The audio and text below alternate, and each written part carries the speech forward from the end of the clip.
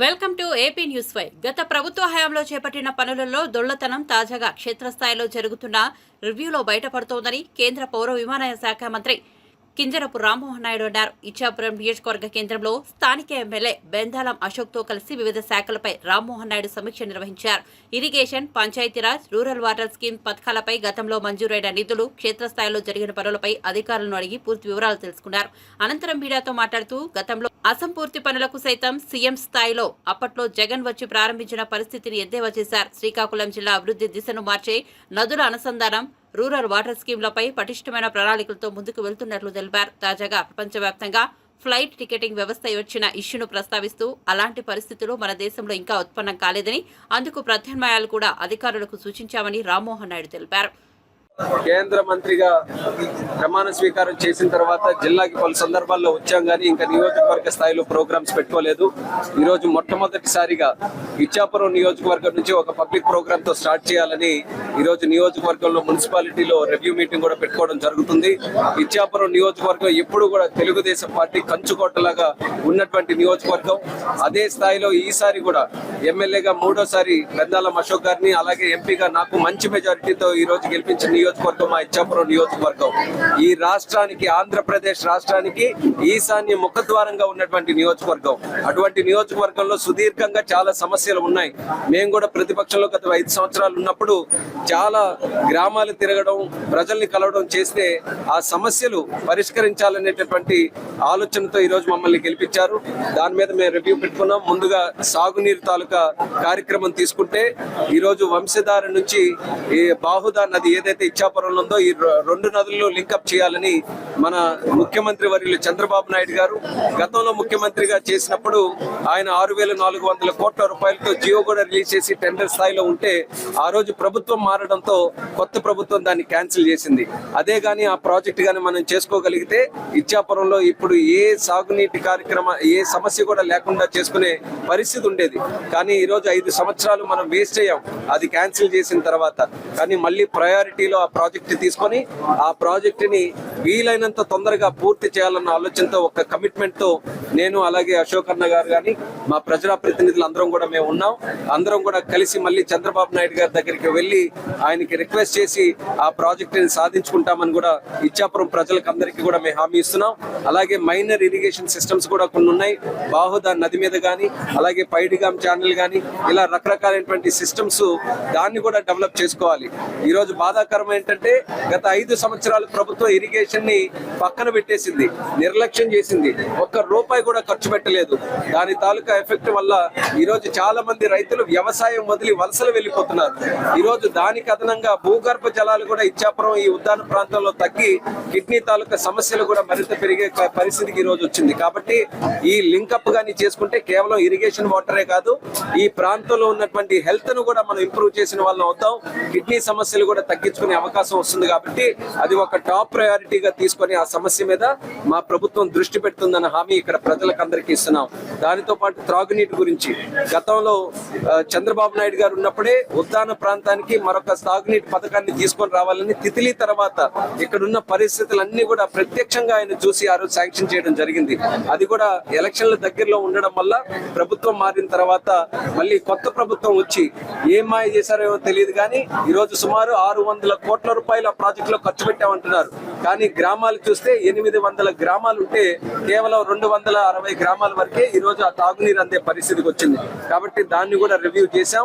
ఈ రోజు 800 హ్యాబిటేషన్స్ ఏవైతే పలాస నియోజకవర్గం, ఇచ్చాపురం నియోజకవర్గంలో ఆ ప్రాజెక్ట్ కింద ఉన్నాయో అందులో ప్రతి ఒక్క హ్యాబిటేషన్ కి ఇంటింటికి కొలా ఇచ్చి నీరు అందించాల్సినటువంటి బాధ్యత ఉంది.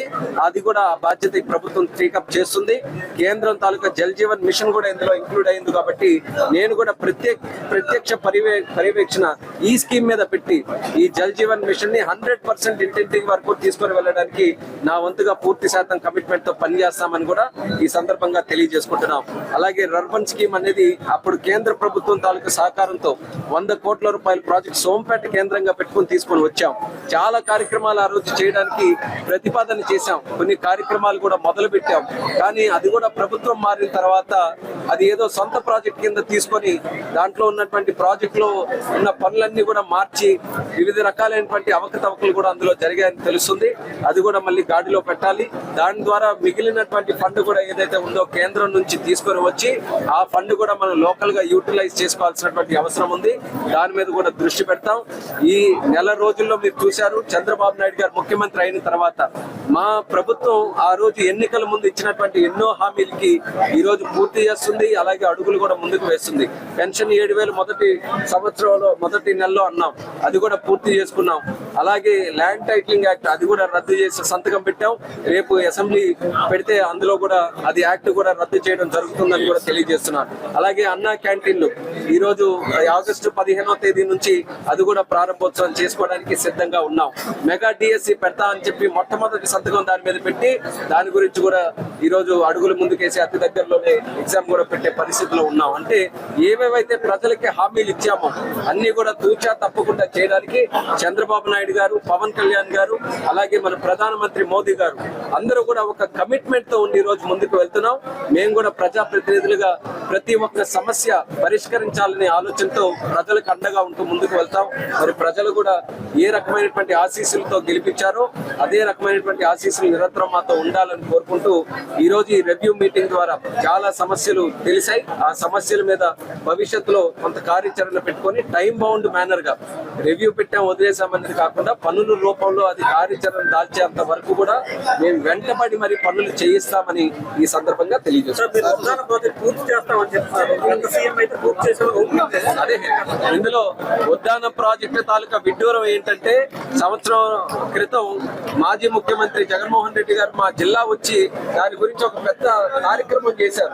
ఉద్దానం ప్రాజెక్ట్ అయిపోయింది, ప్రజలకు అంకితం చేస్తున్నాం, కిడ్నీ సమస్యలు ఇక్కడ తగ్గిపోతున్నాయి, ఇంటింటికి కూడా నీళ్లు అందిస్తున్నాం అని చెప్పి పెద్ద ఎత్తున భారీ ఆర్భాటంతో ఆ రోజు పబ్లిసిటీతో ప్రోగ్రామ్ చేసుకోవడం జరిగింది.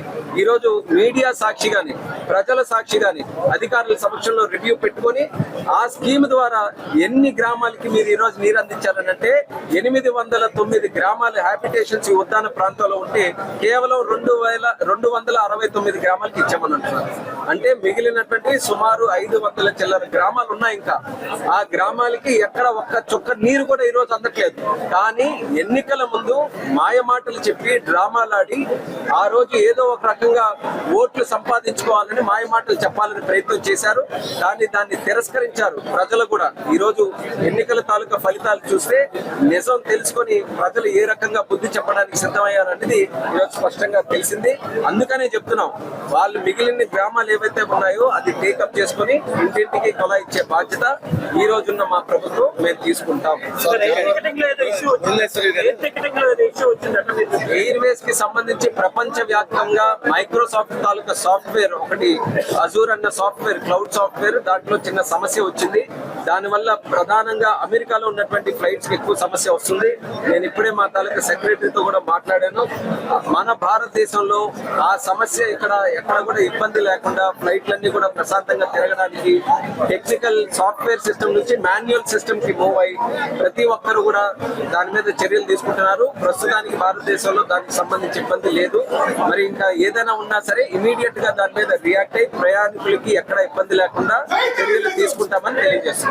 సార్, రాష్ట్రంలో 3 పోర్టులు వస్తున్నాయని కుప్పంలోను, అటు దంతగిరిలో, అదేవిధంగా శ్రీకాకుళం జిల్లా మూలపేట 3 వస్తాయని ప్రకటించారు ఆవిడ రాజమహేంద్ర ఎంపీ భువనేశ్వరి గారు. 3 పోర్టులు వస్తున్నాయి. ఎయిర్పోర్ట్లు 3 కాదు 4 ప్రతిపాదన చేస్తున్నాం. మనకి నాగార్జున సాగర్ ఒకటి, మీరు చెప్పిన 2 ఒకటి, అలాగే మన శ్రీకాకుళం జిల్లాలో కూడా 1 పోర్టు ప్రతిపాదన చేస్తున్నాం. చర్చిల్లో ఈ రోజు ఉంది. దాని తాలూకా భూమిని అంతా కూడా సేకరించిన తర్వాత దాని మీద ఇంకా బలంగా ఇచ్చేస్తాం. ప్రస్తుతం మాత్రం ఖచ్చితంగా మన రాష్ట్రంలో 4 కొత్త ఎయిర్పోర్ట్లు చేయాలనేది మాత్రం ఖచ్చితంగా దాని మీద ప్రతిపాదన చేస్తాం.